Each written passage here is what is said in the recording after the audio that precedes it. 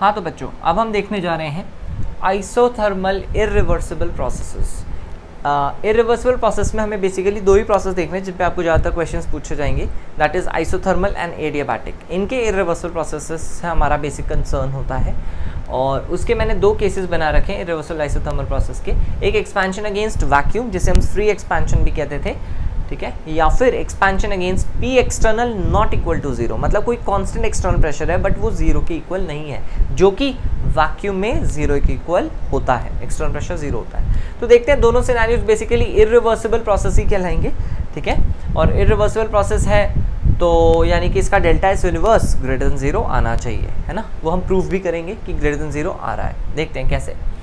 तो सबसे पहली चीज़ हमें दिया हुआ है आइसोथर्मल प्रोसेस। तो आइसोथर्मल प्रोसेस के लिए सबसे पहली चीज़ डेल्टा यू और डेल्टा एच, ये तो जीरो होता ही है, ठीक है। वर्क डन का फॉर्मूला किसी भी इरिवर्सिबल प्रोसेस के लिए बताया है मैंने, minus P external to delta V होता है, जो कि ऑब्वियसली जीरो आएगा since P external zero because it is vacuum, ठीक है। तो मैं यहाँ पे लिख देता हूँ since P external equal to zero, यहाँ पे पी एक्सटर्नल जीरो है बिकॉज ऑफ वैक्यूम। क्यू की वैल्यू आप हमेशा फर्स्ट लॉ ऑफ थर्मोडायनामिक्स से निकाल सकते हो, delta U equals to Q plus W. Delta U zero है, डब्ल्यू जीरो है, तो क्यू क्या होगा, जीरो ही होगा। ये एक बहुत इंपॉर्टेंट कंक्लूजन है। वैक्यूम के अगेंस्ट अगर आप आइसोथर्मल प्रोसेस करते हो, वैक्यूम के अगेंस्ट अगर आइसोथर्मल प्रोसेस कर रहे हो तो वो बाय डिफॉल्ट एडियाबैटिक आएगा। और अगर आप कोई वैक्यूम के अगेंस्ट एक्सपेंशन करवा रहे हो और वो प्रोसेस एडियाबैटिक है, ऐसा गिवन है, तो वो बाय डिफॉल्ट अपने आप ही आइसोथर्मल आ जाएगा, है ना। आप खुद सोचो, वैक्यूम के अगेंस्ट कराओगे तो वर्क डन जीरो है, आप साथ में चाहे डेल्टा यू जीरो कर लो तो अपने आप क्यू जीरो आ जाएगा, या फिर क्यू जीरो कर लो तो अपने आप डेल्टा यू जीरो आ जाएगा, कुछ भी कर लो, है ना। तो एडियाबैटिक मानोगे तो आइसोथर्मल आपको अपने आप पता चल जाएगा कि वो आइसोथर्मल भी होगा, और अगर आइसोथर्मल मानोगे तो अपने आप पता चल जाएगा कि एडियाबैटिक भी होगा, बट एक मानना ज़रूर पड़ेगा, एक मानना पड़ेगा इनमें से, ठीक है। डेल्टा सिस्टम की बात करते हैं। डेल्टा सिस्टम का भाई फॉर्मूला फिक्स होता है, चाहे प्रोसेस रिवर्सिबल हो चाहे इरिवर्सिबल हो। आइसोथर्मल प्रोसेस है, आइसोथर्मल प्रोसेस के लिए N C we M L N T two by T one, वो वाला पार्ट तो कट ही जाएगा। अगर मैं एक्सपेंशन मान रहा हूँ फ्रॉम वी वन से वी टू तो फॉर्मूला बन जाएगा plus N R L N V two by we one, ऐसा बन जाएगा formula, plus N R L N V two by we one. This is your delta system, ठीक है। और इरिवर्सिबल प्रोसेस के लिए हमारा डेल्टा एस सराउंडिंग जो है यहाँ पे कितना आएगा, डेल्टा सराउंडिंग का फॉर्मूला फिक्स होता है minus q by T. Minus q by T तो ठीक है, क्यू की वैल्यू क्या होगी, क्यू की वैल्यू तो जीरो है, तो डेल्टा सराउंडिंग जीरो आ गया। इसका मतलब ये जो सम टोटल है वो हमारा डेल्टा एस यूनिवर्स को रिप्रेजेंट कर रहा है, यानी plus N R L N V two by we one, ये हमारा डेल्टा एस यूनिवर्स को रिप्रेजेंट कर रहा है। अब ये ग्रेटर देन जीरो होना चाहिए, क्योंकि हमें पता है कि किसी भी इरिवर्सिबल प्रोसेस के लिए delta S universe greater than zero होता है। तो क्या आप इसको देख के बता सकते हो ये ग्रेटर देन जीरो आएगा कि नहीं आएगा। एक्सपेंशन कर रहे हैं, अगर एक्सपेंशन कर रहे हैं तो वी टू वी वन से बड़ा आएगा, और अगर वी टू वी वन से बड़ा आया तो एल एन वन से बड़े नंबर का पॉजिटिव होता है, और ये नंबर डेफिनेटली पॉजिटिव है। It means this has to be greater than zero. Prove हो गया कि इरिवर्सिबल प्रोसेस होने की वजह से delta S universe greater than zero जो आना चाहिए था वो आ रहा है, प्रोसेस को स्पॉन्टेनियस बना रहा है। नेक्स्ट बात करते हैं expansion against P external pressure, जो कि जीरो के इक्वल नहीं है। पहला प्रोसेस जीरो के इक्वल था, इसमें पी एक्सटर्नल जीरो के इक्वल था। नेक्स्ट देखते हैं expansion against P external not equal to zero. यहाँ क्या चेंज होगा, प्रोसेस अभी भी आइसोथर्मल है, आइसोथर्मल के मैंने दो पार्ट्स बनाए, तो इन जनरल ऐसा केस आपको मिलेगा। तो आइसोथर्मल है तो डेफिनेटली डेल्टा यू और डेल्टा एच, जो कि n C we m delta t या n C P m delta t होता है, वो वैल्यू करते हुए जीरो हो जाएगा। U is a state function, h is a state function, depends on the initial and final values, therefore n C we m delta t या n C P m delta t ही रहेगा, उसको कोई फर्क नहीं पड़ता। तो डेल्टा यू और डेल्टा एच की वैल्यू जीरो जीरो आ जाएगी।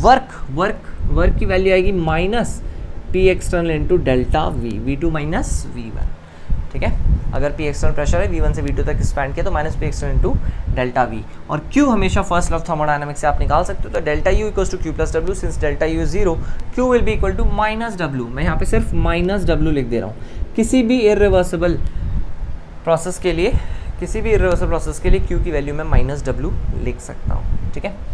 बात रही डेल्टा सिस्टम की, डेल्टा सिस्टम इरिवर्सिबल प्रोसेस है तो फॉर्मूला लगेगा, फर्स्ट पार्ट तो कैंसिल हो जाएगा, सेकंड पार्ट रह जाएगा n R L N V two by we one, सिर्फ second part of the formula रह जाएगा। एंड डेल्टा सिस्टम को हमेशा मैं क्यू रिवर्सिबल बाय टी लिख सकता हूँ, इसकी ज़रूरत पड़ेगी इसलिए मैं इसे ही अभी फ़िलहाल equal to Q reversal by T लिख रहा हूँ, इसकी मुझे ज़रूरत अभी पड़ने वाली है। ठीक है, डेल्टा सराउंडिंग की जहाँ तक बात है, डेल्टा सराउंडिंग होता है हमेशा माइनस क्यू बाय टी, और ये जो क्यू है ये है इरिवर्सिबल प्रोसेस का, मतलब इसी प्रोसेस की हीट है ये क्यू रिवर्सल बाय टी क्या रिप्रेजेंट कर रहा है, ये कौन सी हीट है कि अगर आप सेम V1 से V2 तक एक्सपेंशन करा रहे होते रिवर्सिबली तो जो हीट आती that heat is Q reversible, तो वो क्यू रिवर्सल बाय टी है ना, वो क्यू रिवर्सिबल है। और ये कौन सी है, ये इसी प्रोसेस की हीट है कि इसी प्रोसेस में सिस्टम ने सराउंडिंग में कितनी heat the, that is Q irreversible, तो माइनस क्यू बाय टी हो गया।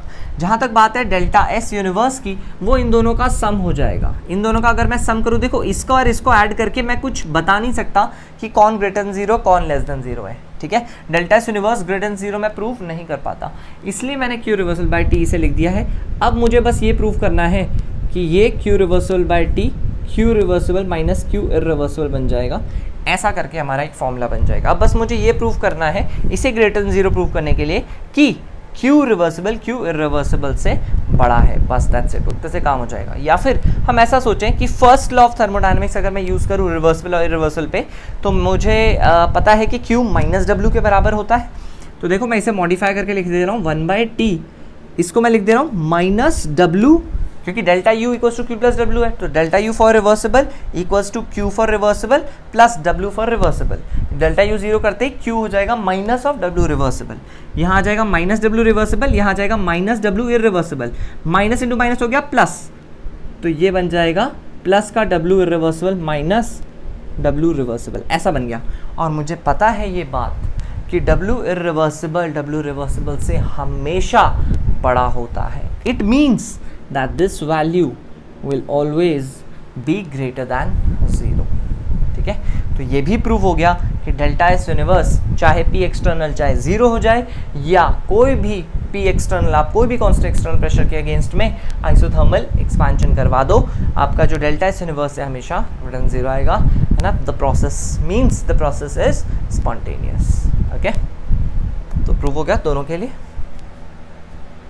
हाँ, तो बच्चों बात करते हैं सेकेंड टाइप की इरिवर्सिबल प्रोसेस की, जिसके बारे में आपको क्वेश्चंस पूछे जा सकते हैं। पहला हम ऑलरेडी देख चुके हैं irreversible isothermal process, that was very important, and the second important irreversible process is irreversible adiabatic process. इसके भी मैंने दो पार्ट्स बना दिए हैं, एक्सपेंशन अगेंस्ट वैक्यूम या फिर फ्री एक्सपेंशन इसको बोल सकते हैं, और दूसरा expansion against P external not equal to 0। Obviously vacuum का मतलब हो गया पी एक्सटर्नल इक्वल्स टू 0। ठीक है, तो अच्छा, यहाँ पे मैंने एक चीज़ आपको बोली थी, फ्री एक्सपेंशन में अगर पहले से एडियाबैटिक दिया हो तो बाय डिफ़ॉल्ट हमारा प्रोसेस आइसोथर्मल बन जाता है। जैसे कि हमने पहले देखा था कि आइसोथर्मल हमने माना था और फाइनली वो अपने आप ही जब वैक्यूम के अगेंस्ट में एक्सपैंड कर रहे थे तो अपने आप ही वो एडियाबैटिक प्रूफ हो गया था बाद में, है ना। तो free expansion is isothermal as well as adiabatic simultaneously. ठीक है, तो वो देखते हैं यहाँ पे भी प्रूव हो जाएगा। जैसे कि हमें इरिवर्सिबल एडियाबैटिक प्रोसेस बोला है, तो एडियाबैटिक प्रोसेस के हिसाब से हमारा Q 0 है, W होता है किसी भी इरिवर्सिबल प्रोसेस के लिए minus P external delta V, जो कि डेफिनेटली 0 आएगा बिकॉज पी एक्सटर्नल 0 है। अच्छा, delta U is equals to Q plus W, इसका मतलब डेल्टा U 0 आ जाएगा, और डेल्टा U 0 है मतलब NCVM डेल्टा T 0 है, और NCVM डेल्टा T में से डेल्टा T हमारा 0 है ना। तो डेल्टा T 0 अगर होगा तो डेल्टा H भी 0 हो जाएगा। तो ये है ना, चारों वैल्यूज़ अपने आप 0 आ गई। जहाँ तक बात है डेल्टा एस सिस्टम की, डेल्टा एस सिस्टम मुझे इरिवर्सिबल एडियाबैटिक प्रोसेस के लिए लिखना है, तो डेल्टा एस सिस्टम का जो फॉर्मूला होता है that will be NCVM ln T2/T1 plus NR ln V2/V1। देखो ये जो टर्म है इनमें से एक टर्म तो वैसे ही ख़त्म हो जाएगी क्योंकि प्रोसेस आइसोथर्मल प्रूव हो गया है। आइसोथर्मल प्रूव होते ही ये वाली टर्म 0 हो जाएगी, सिंपल रह जाएगा प्लस NR ln V2/V1, इतना सा डेल्टा एस सिस्टम रह जाएगा। जहाँ तक बात है डेल्टा एस सराउंडिंग की, वो हमेशा होता है माइनस Q/T, और क्योंकि हमारा प्रोसेस एडियाबैटिक है तो इस वैल्यू को मैं 0 लिख सकता हूँ directly. Delta S universe will be now the sum total of these two values, that will be plus NR ln V2/V1 और प्लस 0 तो क्या ही करना। ठीक है, तो अब डेल्टा एस यूनिवर्स हमारा आ गया प्लस NR ln V2/V1। अब मान लो अगर आप एक्सपेंशन करा रहे हो एक्सपेंशन करा ही रहे हैं ना, फ्री एक्सपेंशन है, तो एक्सपेंशन करा तो V2 V1 से बड़ा होगा, V2 V1 से बड़ा होगा तो डेल्टा एच यूनिवर्स अपने आप कैसा निकल जाएगा, ग्रेटर देन 0, यानी प्रोसेस स्पॉन्टेनियस होगा। ठीक है, एक्सपेंशन के लिए स्पॉन्टेनियस होगा। ठीक है, सेकंड पार्ट कह रहे हैं expansion against P external not equal to 0। यहाँ देख लेते हैं यहाँ क्या फ़र्क पड़ने वाला है। देखो वर्क डन सबसे पहले निकालेंगे हम, क्योंकि minus P external delta we है। कैसे निकालेंगे, क्यू की वैल्यू तो 0 है, क्यू 0 है क्योंकि एडियाबैटिक है, वर्क डन हमारा minus P external delta V हो गया, सिंपल सा। अच्छा, अब क्यू 0 है, डब्ल्यू हमारा minus P external into delta V हो गया, और delta U equals to Q plus W होता है, delta U equals to Q plus W होता है, और क्यू की वैल्यू 0 है, तो डेल्टा यू इक्वल्स टू मैं डब्ल्यू लिख सकता हूँ, या फिर minus P external into delta V, या फिर इसी को N C we M into delta T, कुछ भी लिख सकता हूँ मैं, है ना, ये सब चीज़ें इक्वल हैं आपस में। ठीक है, और डेल्टा एच को मैं लिख सकता हूँ direct N C P M into delta T, है ना, उसको मैं लिख सकता हूँ N C P M into delta T. तो ये तो हमारी फर्स्ट लॉ ऑफ थर्मोडायनामिक्स से रिलेटेड कुछ वेरिएबल्स है जिनकी वैल्यू हमसे पूछी जाती है फर्स्ट लॉ के क्वेश्चंस में। सेकंड लॉ में बेसिकली हमारा इंटरेस्ट इन तीनों में होता है, लास्ट की 3 वैल्यूज में। तो डेल्टा सिस्टम के लिए as you all know the formula is N C we M ln T2 by T1 plus NR ln V2 by V1। This is the universal formula जो मैंने आपको बोला था, मंत्र की तरह याद कर लो। इंपॉर्टेंट बात यह है कि अगर आप V1 से V2 रिवर्सिबली जाते हैं तो टेम्परेचर अगर T1 से T2 आता है, तो अगर आप इरिवर्सिबली V1 से V2 जाएंगे तो आपका फाइनल टेम्परेचर, जब आप T1 से जाएंगे तो फाइनल टेम्परेचर T2 नहीं आएगा, it will be T2 dash. हम ये बात बहुत बार देख चुके हैं पहले भी कि इरिवर्सिबल में जो एडियाबैटिक प्रोसेस होता है उसका final temperature reversible adiabatic process का फाइनल टेम्परेचर से अलग होता है। In fact irreversible gas is hotter. आपको याद होगा मैंने एक प्रीवियस वीडियो इस बात पे बनाई है कि ये जो फाइनल टेम्परेचर होता है T2 डैश, चाहे आप एडियाबैटिकली प्रोसेस कंप्रेशन का कर लो या एक्सपेंशन का कर लो, हमेशा इरिवर्सिबल जो एडियाबैटिक प्रोसेस की गैस है वो हॉटर निकलेगी। Irreversible gas is always hotter, ठीक है, इन एनी एडियाबैटिक प्रोसेस। तो T2 डैश बढ़ाएगा। अच्छा, अब एक बात सोचना, जब मैं V1 से V2 और T1 से T2 डाल रहा होता तो ये पूरा फॉर्मूला फिट हो जाता किसमें, ये रिवर्सिबल वाले प्रोसेस का, एडियाबैटिक प्रोसेस का डेल्टा सिस्टम हो जाता। ठीक है, T1 से T2 अगर करता और उसकी वैल्यू होती इक्वल टू 0। हमें पता है डेल्टा सिस्टम रिवर्सिबल एडियाबैटिक के लिए 0 होता है। इसका मतलब जब मैं यहाँ पे एक छोटी वैल्यू पुट करता T2 तो 0 आता। अब क्योंकि मैं एक बड़ी वैल्यू पुट कर रहा हूँ, T2 से बड़ी वैल्यू पुट कर रहा हूँ, T2 डैश, देयरफॉर ये वाली पूरी टर्म अब 0 से बड़ी आएगी। ठीक है, क्योंकि T2 dash greater than T2 है तो ये पूरी टर्म डेफिनेटली बड़ी आएगी 0 से, यानी this will be definitely greater than 0। ये प्रूव हो गया, क्लियर है। और डेल्टा सराउंडिंग होता है हमारा again minus q by t, और क्यू है 0 तो ये 0 आ गया।